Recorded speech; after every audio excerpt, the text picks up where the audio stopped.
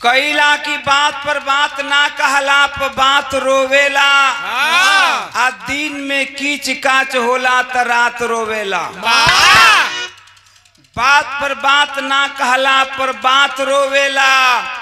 दिन में कीच काच होला त रात रोवेला। आ दुल्हन के तनु सुघर रहे लेकिन दुल्हा ना रहे तो बारात रोवेला। अरे पूरी ना रहेला तो बारात रोवेला। एगो अब लोरी के त कहानी सुन लिया लोग। अब हम बताइला कि बिरहा का मूल चीज कहानी होला।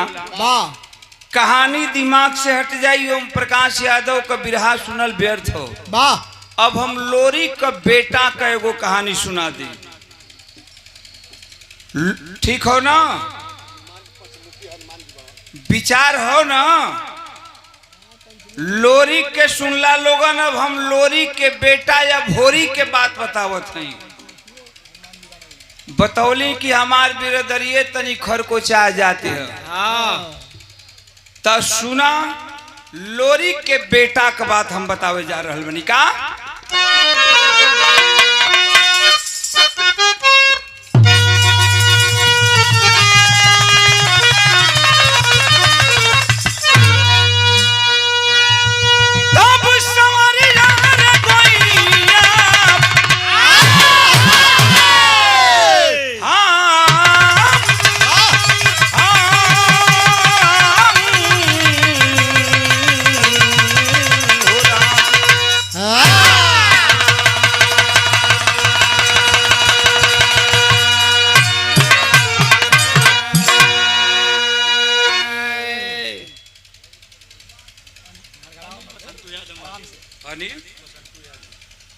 अनिल बसंतु यादव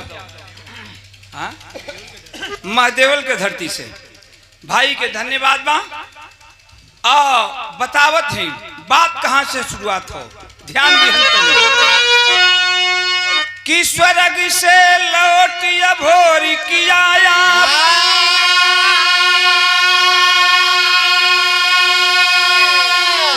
तो स्वर्ग से लौटिया भोरी किया।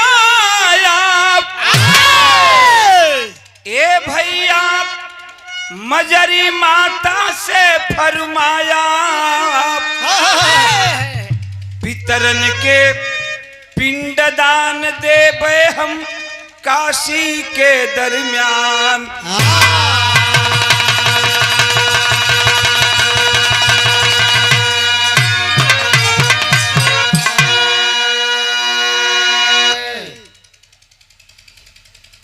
लोरी का बेटा जब होरिक बहुत छोट रहलन है। आ छोटे में ही लोरिकायन खंड में मिलेला कि माई दुर्गा लेके स्वर्ग में चली गई घुमावे खातिर। और जब स्वर्ग में गईलन घूमे तो छोट लड़का देखलन कि एक ठे मनई पीप का गढ़ा में डूबत बा उतरात बा। भैया भैया भैया तनी 2 मिनट बाबू लोग। लोरी पूछ बैठलन दुर्गा जी से कि माई तनी बताओ कि आदमी कौन हो जौन पीप के गढ़ा में नरक के गढ़ा में डूबत बा उतरात बा। दुर्गा जी कहलिन कि चल ही जान के का करबे। जीत कह दिया छोट लड़का या भोरी की नहीं माई बताओ के हो। दुर्गा जी कहलिन कि वे तोर बाबू होन लोरी। कलश की अरे बाप रे बाप हमरे बाप लोरी के दुनिया जाने। हमरे बाप कई गति कि नरक के कुंड में मर्दे काहे नहीं कर जाके सूतत नहीं खे विराह सुने कतर जैबा के लिया कर सब जीवा आई लो विराह सुन। तब लड़का आए भोरी छोटे लड़का हो माई से जीत कह दिहलस कि माई हम बाबू के पिंडा दान देहब। जले बाबू के पिंडा ना दे दान देहब पिंडा दान ना करब तब तक दिल में चैन ना बा। कलश माई की कहवा पिंडा दान देवे बाबू अपने बाबू का कलश की काशी के नगरी में तब उनका तारन तार हुई वाह मतारी समझावत वे कलश की बेटा तार बाबू जहाँ गईलन वहां कांटे तो बोलन फूल कहाँ बोलन ते काम करा का मतारी समझाओ तो बढ़ गया समझावत वे मतारी कि काशी के नगरिया में अरे काशी के नगरिया में तब मती जाए बबुआ कोई नहीं खहीतावा तोहार जन जन गईले तोहार बाबू कांटा बोवले अमान बेटा बतिया हमारी मतारी समझावत बे कि बेटा काशी के नगरी में मत जा जहाँ जहाँ तहर बाबू गईलन कांटे बोलन जरिए बलिया बा तू बलिए में पिंडा दान देला लेकिन लड़का मानत ना बा कलश की माई जब पिंडा दान देव तक काशी के नगरी में पिंडा दान देव ई बताओ कि बाबू कैसे चलत रहलन हम मजरी मतारी बतावत बे कि तहर बाबू घोड़मांगर पर चढ़त रहलन हम वही का सवार करत रहलन हम अब होरी पूछत बा कि वो घोड़मांगर कहाँ हुन कहलस मतारी कि अरे बेटा वो अब चले लायक ना हुन वही सुरहा के ताल में बांध दिहल बड़न जब से तहर बाबू मर गिलन के सेवा करे वाला रहे कोई सुरहा के ताल में बांध दिल बानी लड़ई चरेलन सब शरीर में कीड़ा मकोड़ा लाग गई हुन अब वो चले लायक ना हुन लेकिन वो रास्ता घोड़मांगर इतना बदमाश रहे कि वो रास्ता सुरहा का ताल का बन कर देले रहे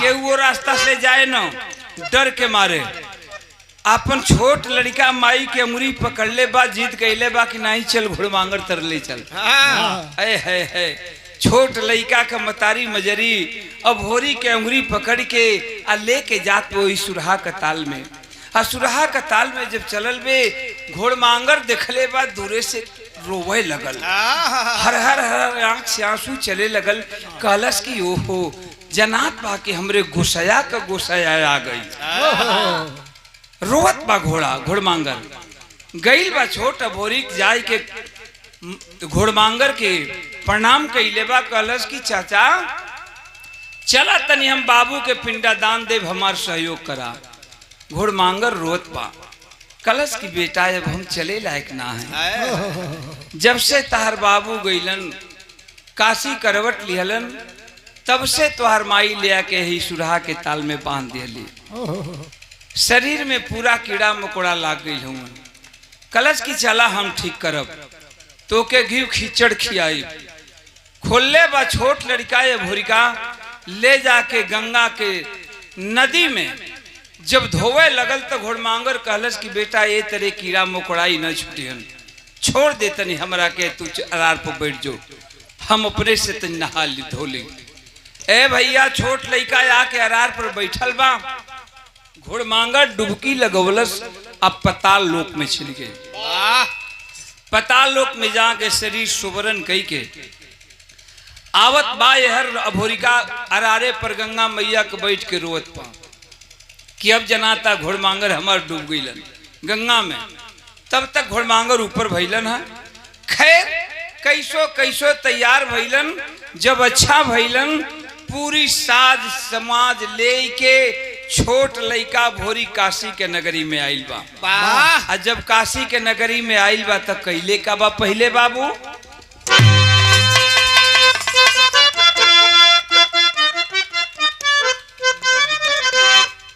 तरज बा गजल का लाइन बा का गजल का लाइन बा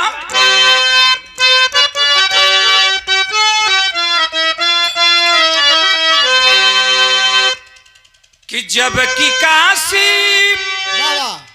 जब की काशी में मैं आया भोर की, जबकि काशी में आया भोर की, पूजा करता लक्ष्मणों की डाली।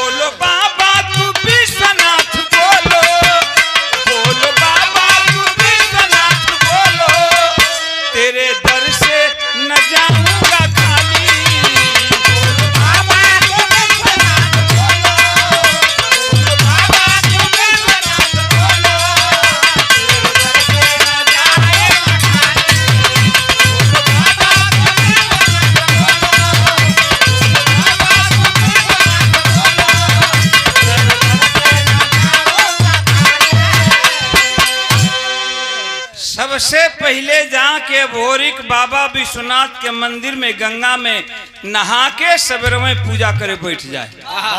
तब कवि जी भाव दिहलन है का कि सुमन से पूजा करके यही वीर कहने लगा,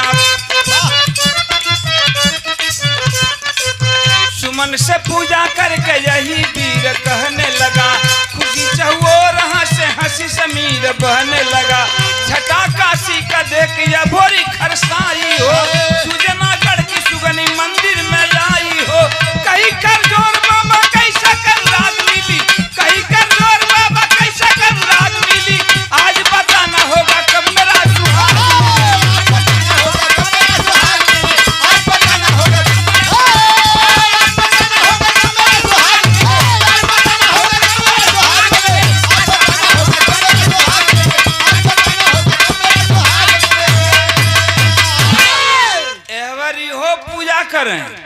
और सुजनागढ़ का राजा सुजापत राजा, उनका बेटी का नाम सुगनी, सुगनी भी रोज उड़ना खटोला से आवे, आ काशी के नगरी में बाबा विश्वनाथ का पूजा अर्चना कई के फिर सुजनागढ़ के चल जाए। आज बाबा विश्वनाथ के मंदिर में आके जिदिया गल, कहलस की बतावा कि ये कितना दिन तक तुहार हम पूजा करब, हमरो ये दुनिया में मांग का सेनुर हवन की ना हवन। अचानक उस मंदिर में बाबा विश्वनाथ के मंदिर में उस दिन एक आवाज गूंज उठी। कौन आवाज गूंजल बा बाबू? कि तेरा काशी में आया है साजन, तेरा काशी में आया है साजन, वही सिंदूर तेरे मांग डाली।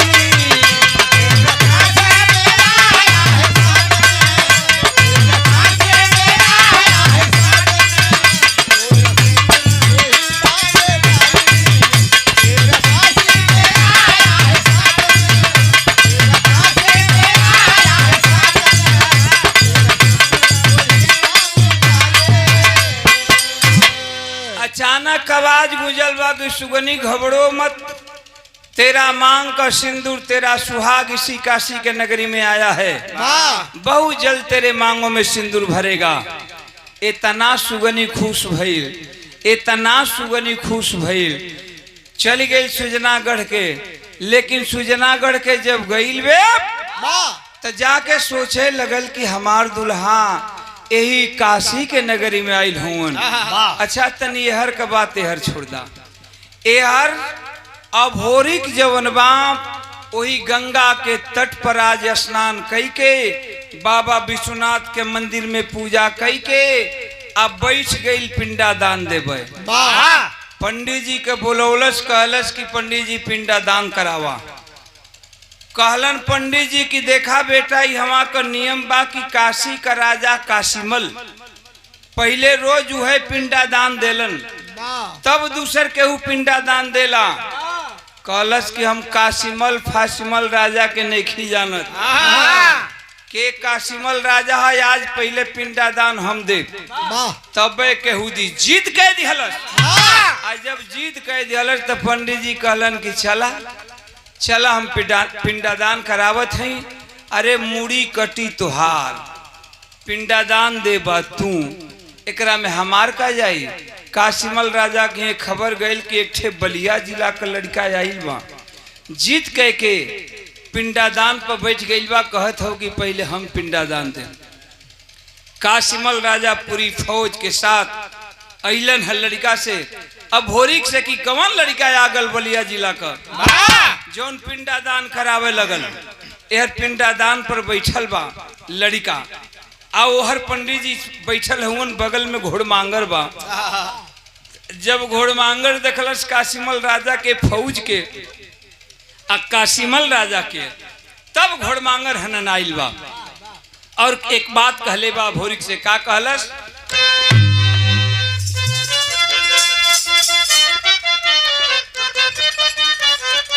कहले बा का कि घोड़ावा कहेला और तनी बड़ा और बड़ा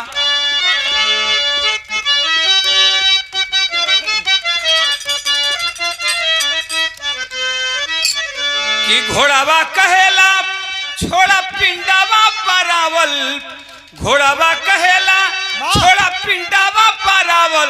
दुश्मनावा अइले रे वीरवा दुश्मनावा अइले रे वीरा दुश्मनावा अइले रे वीरा दुश्मनावा अइले रे वीरा दुश्मनावा अइले रे वीरा दुश्मनावा अइले रे वीरा दुश्मनावा अइले रे वीरा।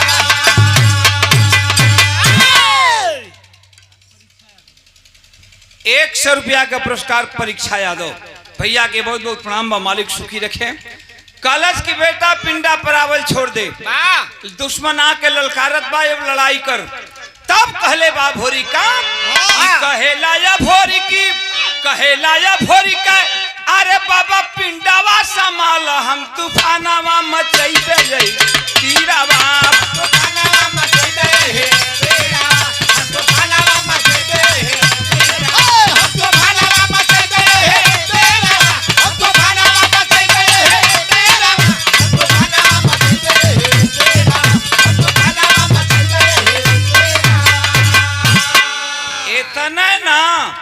जब कलश की पंडित जी तनी पिंडा संभाला हम देखा था कि कवन राजा कासिमल हुन आ कवन की फौज लेके अपन आवत हुन।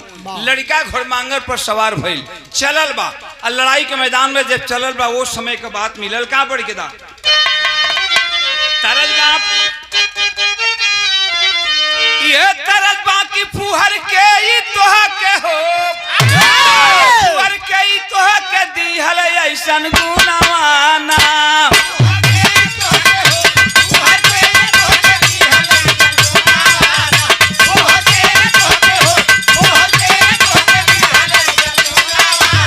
हमारे गाना का भाव दिहल गल कि अरे बिना चली भइले हो बिना चली भइले लेके तालावारी आना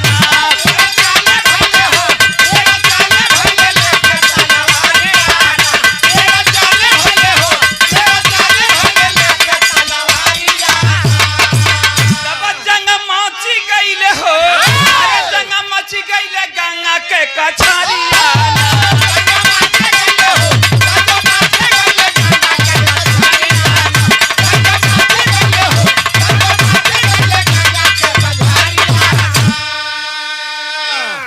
हरा दिहलस लड़ाई के मैदान में खदेल दिहलस। जब कासिमल राजा पराजित हो गईलन तब कासिमल राजा सुजनागढ़ के सुजापत राजा का चिट्ठी लिखलन कि सुजापत राजा का मालूम कि एक छे बलिया से लड़का आइल बा हरौले बा लोहा में ढकेल देले बा खोहा में। सुजापत राजा सोचलन कि कौन बलिया के लड़का बोहा के लड़का आके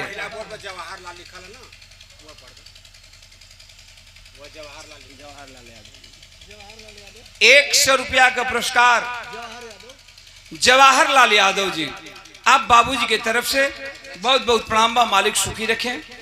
कहलन सुजापत राजा सोचलन कि चला पहले तनी लड़का का देखिया कि कैसन वीर बा। तो सुजापत राजा का पास एगो घोड़ी रहे। हाँ घोड़ी, वही घोड़ी पर टुकुर टुकुर टुकुर चलस। आज जब घोड़ी पर टक टक टक टक टक टक टक टक टक टक टक टक कई के इलन काशी के नगरी में अब होरिक बैठल बा। आ जब होरिक बैठल बा या पिंडा दान देवे, पंडित जी सामने उन बगल में घोड़मांगर बा। ए भैया घोड़मांगर देखलस जब घोड़ी के, तब आप लोगन अंदाजा लगाला कि अब घोड़ा जहाँ रही है उजा घोड़ी जाई तो का घोड़ा करी हो। लगल हन ना 5 गोड़ पर खड़ा हो गई। एक एक ले लोग हूँ। अब हम कहले कि जहाँ घोड़ा आई रही, घोड़ी रही, घोड़ा रही उजा घोड़ी जाई तो का करी। तो उन्हें भाई साहब कहते कि चोर ही जाई। ता ऐसा बात नहीं के कि चढ़िए जाई। घोड़ी आई, घोड़मांगर लगल खुरचे। अब होरिका देखलस, कहलस राजा, कहलस के राजा कहाँ से आवत हुआ भैया, का पागल बनल हुआ। कहलन राजा दूरे से, कहलस कि दूरे से बतियावत, दूरे से, अभी पिंडा दान पर बैठल है, दूरे से बतियावत का कहल चाहत हुआ हमसे। कहलन कि कहल चाहते ही तनी तो के देखे आईली कि का तू तुहार हाल चाल हो, कहाँ से आइल हुआ। कहलस कि ते गरी खरवास बा, खरवास में तिलक चढ़ैबा। कहलन सुजापत राजा की सरवा बड़ा ठेले बोलत हो। कहलस अबोरिका कहलस कि दूरे से बात करा, देखत हुआ कि हम घोड़ा बनले हैं, आपन घोड़ी ले ले आवत हुआ। अगर घोड़ा कहीं तुरा लिहलस, कुछ कह दिहलस तो कहबा कि हमरे दोष हो। अच्छा सुजापत राजा वहां से लौट गई। जाके घरे मन में सोचत जात हुन सुजनागढ़ के कि साला हमरे सुगनी जवान हो गई, नाऊ बाभन चारू ओर भेजली, आज तक एकर ओके बरे न मिलल, एकरा ले सुंदर लड़का कौन हो। गईलन सुजापत राजा दरबार में, नाऊ बाभन के बोलौलन, कहलन की करे तोहन का साल भर से हम भेजत हई पैसा खर्चा दे के कि सुगनी के बर खोजा लोग, सुगनी के बर खोजा लोग। आज तहाँ लोग से आज साल भर हो गई, सुगनी के बर ना मिलल। ई बताओ से कहाँ कहाँ गई रहलसन। नाऊ बाबन कहलस ये सरकार ने पूर्व में बंगाल के खाड़ी तक चल गेली जा, अब पश्चिम में कन्याकुमारी तक चल गेली जा। उठवलन डंडा सुजापत राजा, कहलन कि सरऊ लोग तह लोग हर कन्याकुमारी हर बंगाल के खाड़ी में चल गए, बिचवा में तह लोग के बक्सर ना लौकल। अरे बक्सर से गंगा पार जाए के अब बलिया परेला, बलिया में जाए के वजह से एगो लड़का सुंदर आइल बा। कई कबो बलिया में गईलन सन, नाऊ बाबन के थूथू लटकल हो। कहलन कि सबसे सुगर हमारे सुगनी जो बर आगल बा काशी के नगरी में। आई बतिया का जानकारी मिल गई सुगनी के। ओकर बाबू बतौलन कि काशी में हमारा बेटी जो बर आ गई बा। सुगनी सज धज के कचकचवा रूप बनौलस, अपन रूप बदल लिहलस, नेटुइन के भेष बना के वही आइल वे काशी के नगरी में गंगा के तट पर। अभोरी के देखत हो कि पिंडादान देत हो, बगल में घोड़ा बांधल बा। जाके वही अभोरी के लगे एक बात कहलस। का कहलस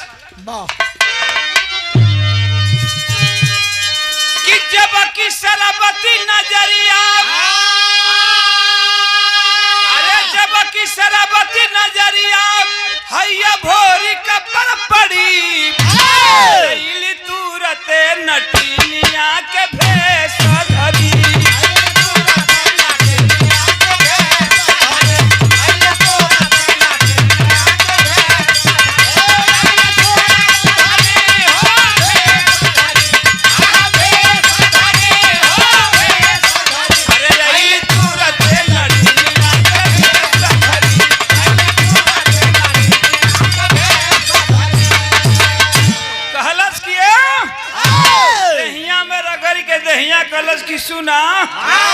मोरा संगे पासा खेला बोलली बचनिया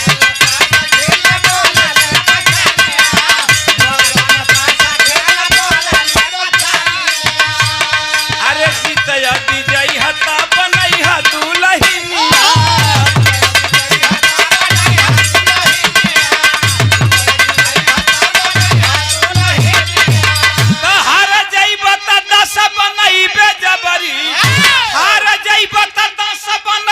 जबरी तोहके लेके मन मीत चला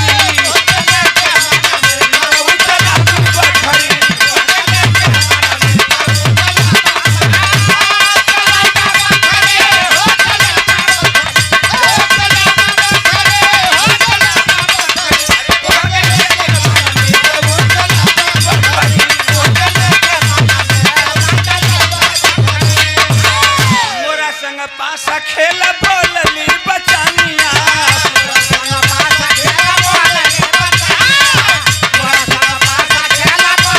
अरे जीतया विजय हता बनैहा दुलहिनिया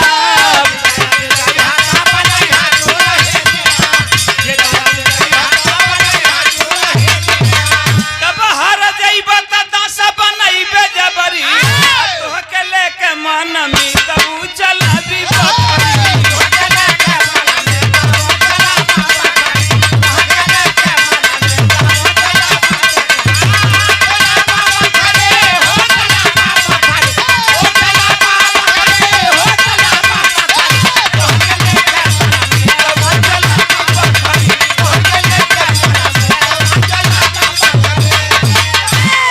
तनी बात समझ ला बिरहा हमारे एकदम शीशा जैसन झलके लगे सियाराम यादव और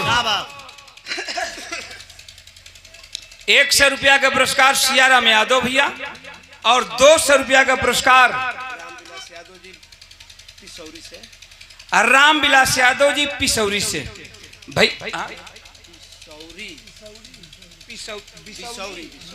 राम विलास यादव बिसौरी भैया के बहुत बहुत प्रणाम बा मालिक सुखी रखें सब भैया लोगन के नमस्कार प्रणाम बा तनी बात समझ ला कलश जाकर जीत करे लगल नेटुइन के भेष धई लेबे कलश के लइका आवत ताश खेलल जाए कलश भोरी की अहिर के जात हमर बापे दादा ना ताश पास कहल जनल भाग का जीत कह देलस कला की देखा एगो शर्त हो अगर तू ताश में हार जीवा तो हम तहार मेहरारू बन जा अगर जीत जीबा तो तोके नौकर बना के लेके चलब बतिया एक ही अगर दास हार जैतन तो उनके नौकर बना के लेके जाई तबो घरवा उहे कमवा होई अगर जीत जइहन तो दुल्हन बने के तैयारे में माने दाल में घी डाला चाहे घी में दाल डाला भाई तरबूज में चक्कू डाला और चाहे चक्कुए पर तरबूज डाला बात कही बा कालन की देख नेटुइन के जात तू भाग हम जल्दी अपने बाप को पिंडा दान देवे आइल हैं और जब तक पिंडा दान न दे हम शरीर में चैन न बा लेकिन मनलस ना आज समझ गई कि कैलस का लेकिन नहीं मान कर जबरी माया नवा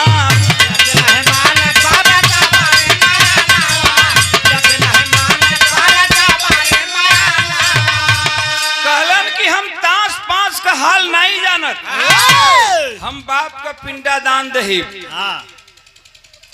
तब हम कोनो काम करब कहलस कि सुना हम जो उन कहते ही करा ताश खेला ताश खेला ना खेलबा तो बड़ी बुरा हुई मजबूर कह दिहलस उस समय जब ताश न खेलन हाँ इहो मजबूर हो गए ताश न खेलन तब क्रोध में आ गई सुगनी आ क्रोध में आके कैलस का बाबू तरज बा का तरज कलाई बा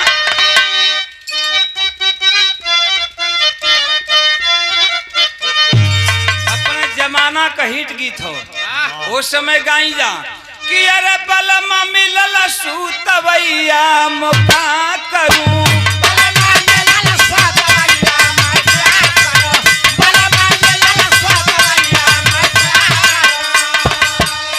देखा दी कैसो पलम के जगवली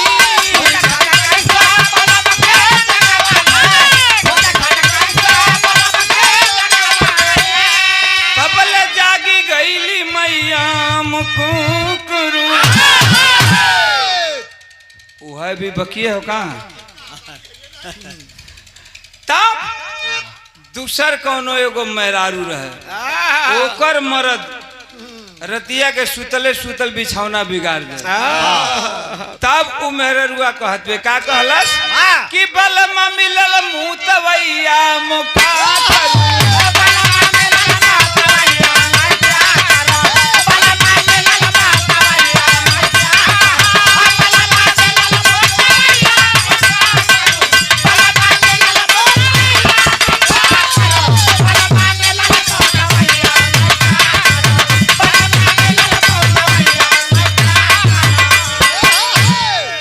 तनी गाना के भाव स्थल पर गौर करी हन आज सुगनी कैलाश का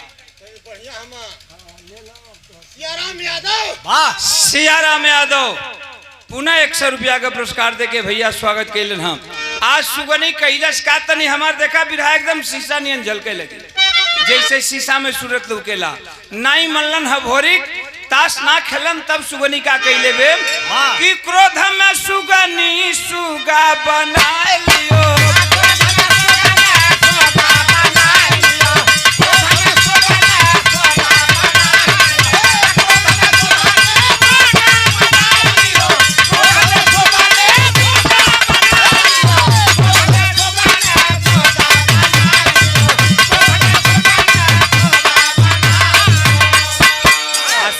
बनाए लेके घर चली भैली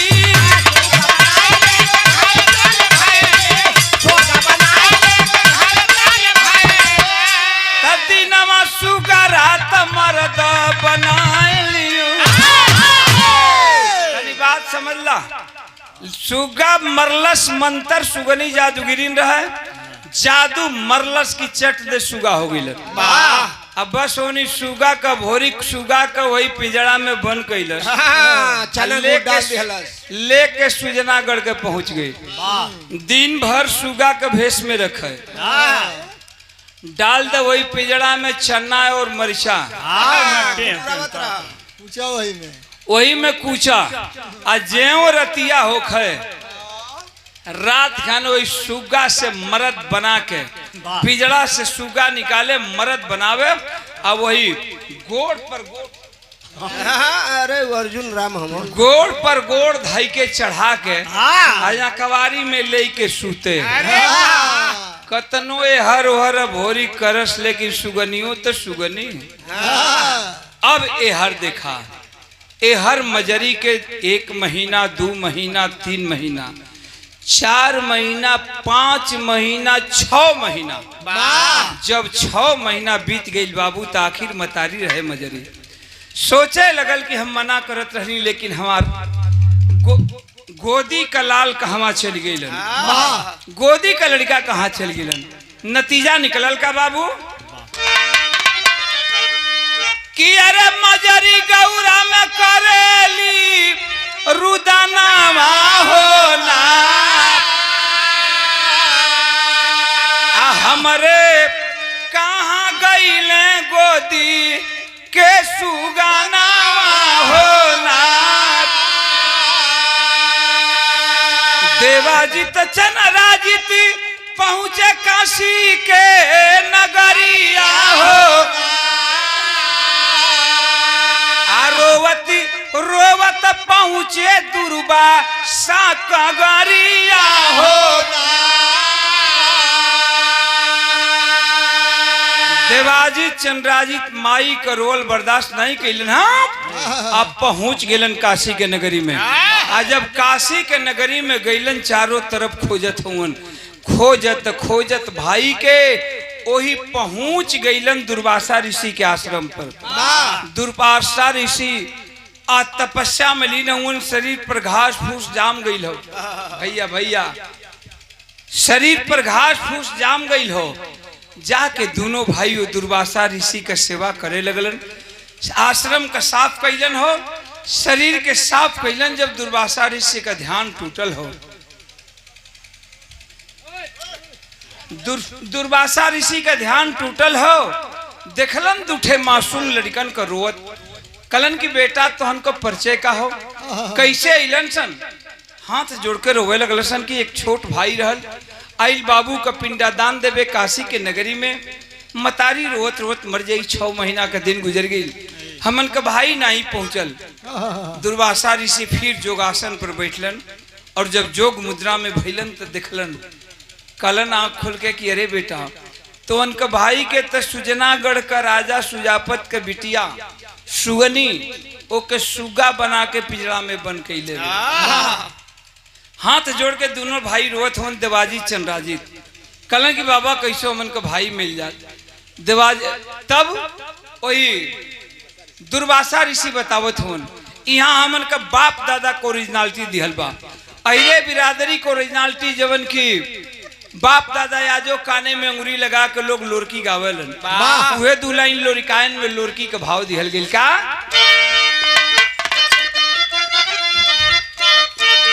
अरे बोले दुर्वासा ज्ञानी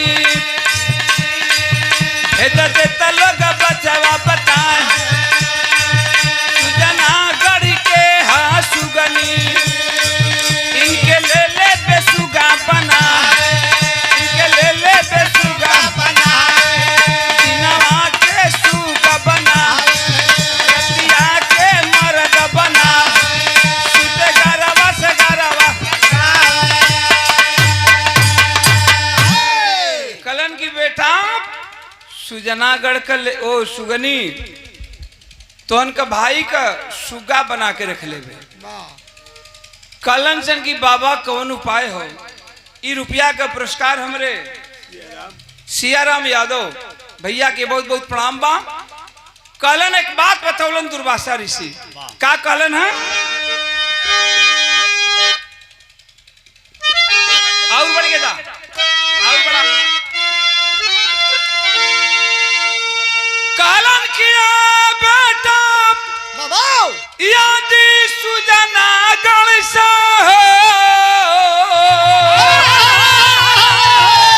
सुगनवा के लेके चली आई ता बचाई ले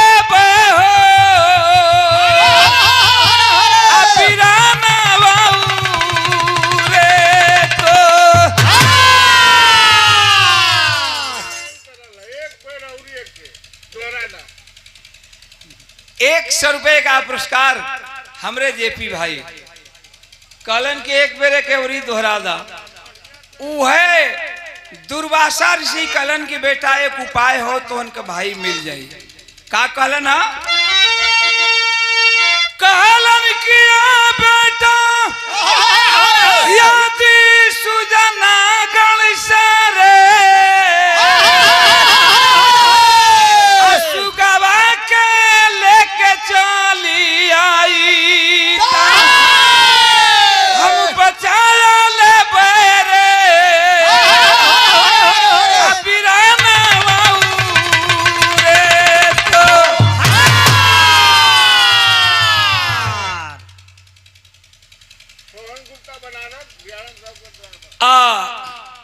दियारम साहब के ड्राइवर बनारस से सोहन गुप्ता जी बहुत बहुत भैया का नमस्कार प्रणाम बा। मालिक सुखी रखे।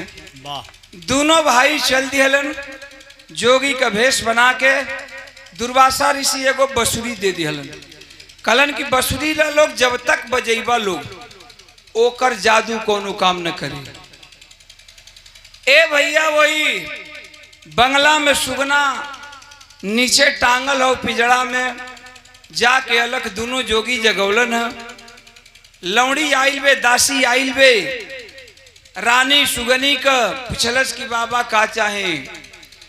धात जोड़ के दोनों देवाजी चंद्राजित जोगी के रूप में कलन की अपने रानी से कह दे तू हई सुगवा दे दिहती तामन का जोगी फकीर का आदमी के राम राम कहे सिखा देती। जाके दासी बतौलस ऊपर ले डंडा लेके सुगनी आवत हो। कलश की कहाँ के जोगी हवस रे भागस न दरवाजा पर ले सुगा ना हुन हमरे दिल का जान हुन, इनके में हमार प्राण बचला, ये हमरे दिल का राजा हुन। भगा कई के चल गए सुगनी डांट के, तनकी से ओझल पौलस से दोनों भाई ये भैया सुगा का पिंजरा लेके महल से निकाल के चल्लस सन पर आए।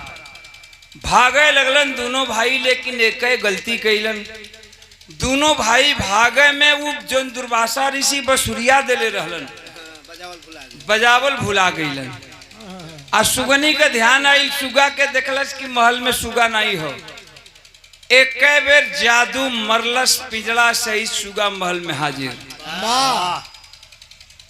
दुर्वासा ऋषि के पास जाके दवाजी चंद्राजित रोवत हवन कि बाबा अब कवन उपाय बा। कलन दुर्वासा ऋषि के अब कौन उपाय ना हो, अब एक ही उपाय बा कि तोहन का माई जमुनी आई तो वह सुगा से तोहन का भाई का बचा सकत हो। एहर सुजापत राजा सुगनी कलश बाबू से, सुजापत राजा से कि शादी तैयारी कर, शादी के हम अपने मन सेदू के चुन ले हैं, आपन मन सेदू अपने मन से ब्याह करब। सुजापत राजा तैयारी करे लगलन तो टेरी का भाव दिहल गल का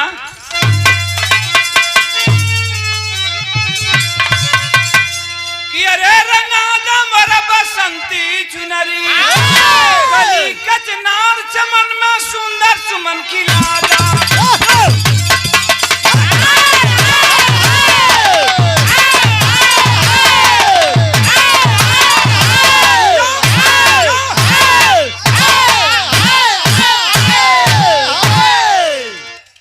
एहर सुजापत राजा तैयारी करत हूँ। अल्लाह का लाइन में कहल गई हमरे विराह का मेन पॉइंट हो का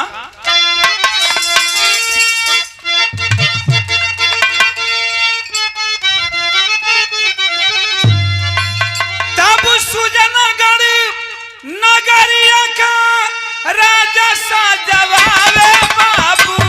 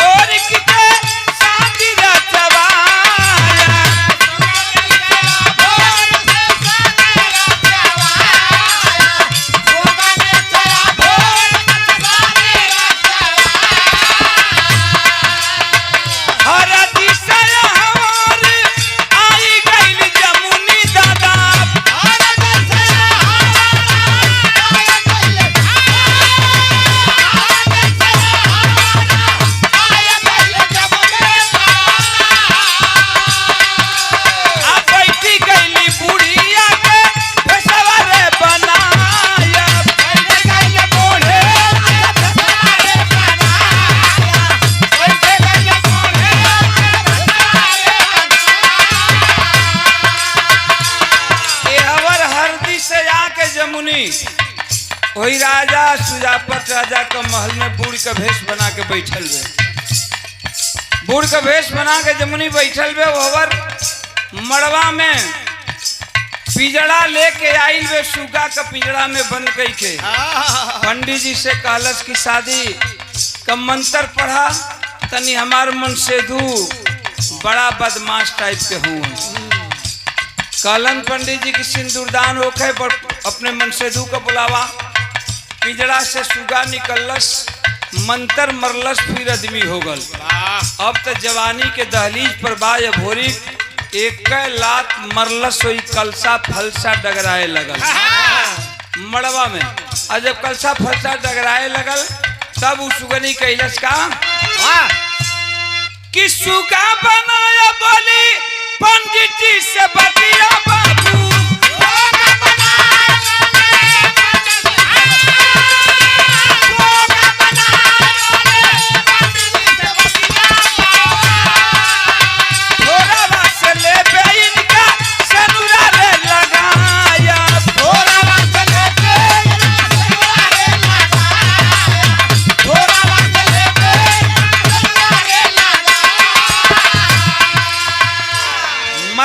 मंत्र सुगा बन गई। 100 रुपया का पुरस्कार सियाराम यादव जी मरलस मंत्र सुगा बन गिलन कहलस की पंडित जी अपन मंत्र पढ़ा। जब सिंदूरदान का बारी आई तो बोलिया इनके ठोर से हम सिंदूर लगवा ले मांग में। वाह जमुनी बात देखत रहलस और जब देखत रहल नाई बर्दाश्त भइल तो जमुनी कैलस का कि जदुआ समार जमुनी के होवे लागल।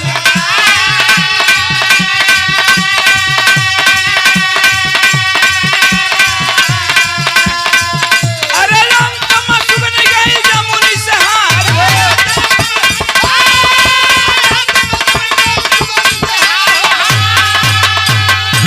तब कनमा पकड़ी काम समझावन लागी जमुनी सुगा बनौली कहे बेटा हमार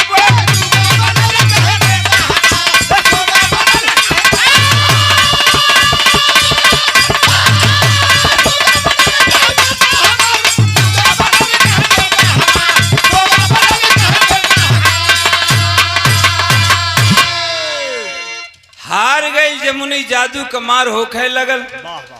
अंत में जमुनी से सुगनी हार गल। और जब हार गई तो जाके कान पकड़ के कलश की तोर हिम्मत। जमुनी कलश की तोर हिम्मत कि हमारे बेटा को तू सुगा बना के ब्याह कर भी। लगल रोवे सुगनी। कलश की माता जी ये माफ करा और एक बात तनी सुन ला। रो के कहले बे का कहले बे कि सुगनी धाई करो वाली सुगनी धाई करो वाली प्यारिया हमारी माता जी कब तक सुनी रही है मोर सजरिया हमारी माता जी।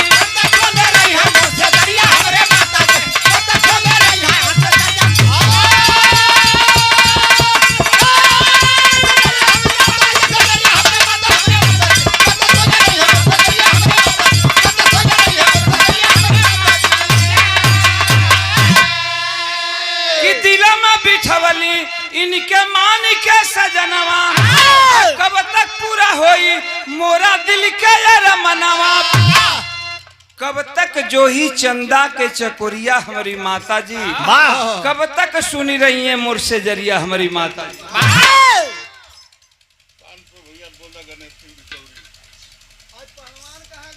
ए 500 रुपया का पुरस्कार गणेश सिंह बिचौली से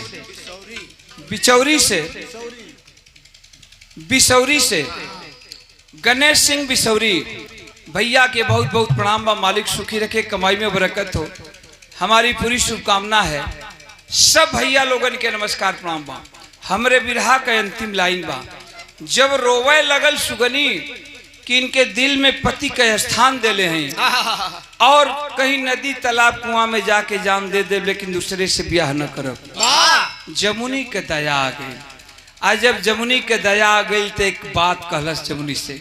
जमुनी सुगनी से बात कहले बे हमरे बिरहा का अंतिम लाइन में का कहलस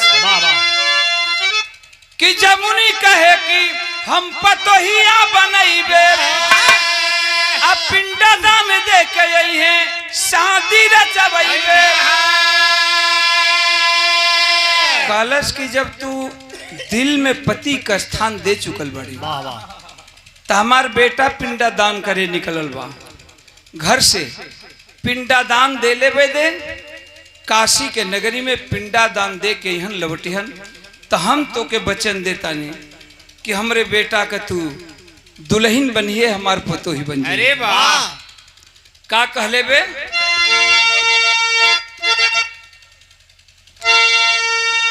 कि बनिहा हमारा कोठा का हमारी बेटी हो सुनी नहीं रही है तोर से जरिया हमारी बेटी हो।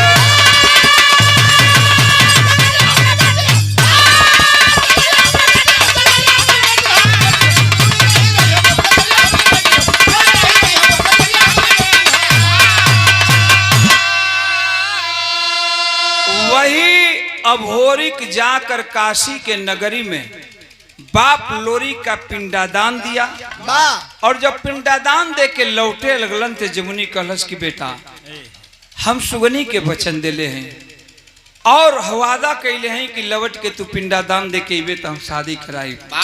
तो वही जमुनी जो है सुगनी से शादी कराती है। अंत में अभोरिक सुगनी को दुल्हन बना करके अपने घर लाया है।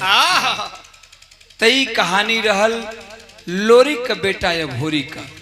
हमारे बिरहा का अंतिम लाइन रहल का, जय जखाड़ गुरु स्वामी जी के ओम प्रकाश फुलवारी। कथन करे परशुराम मितवा की तैयारी।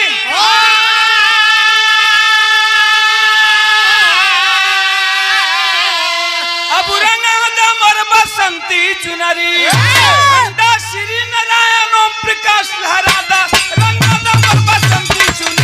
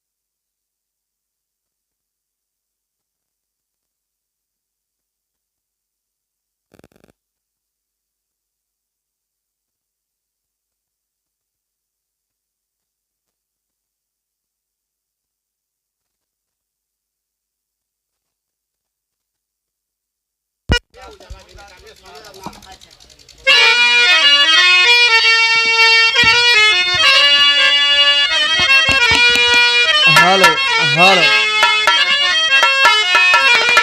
हालो हालो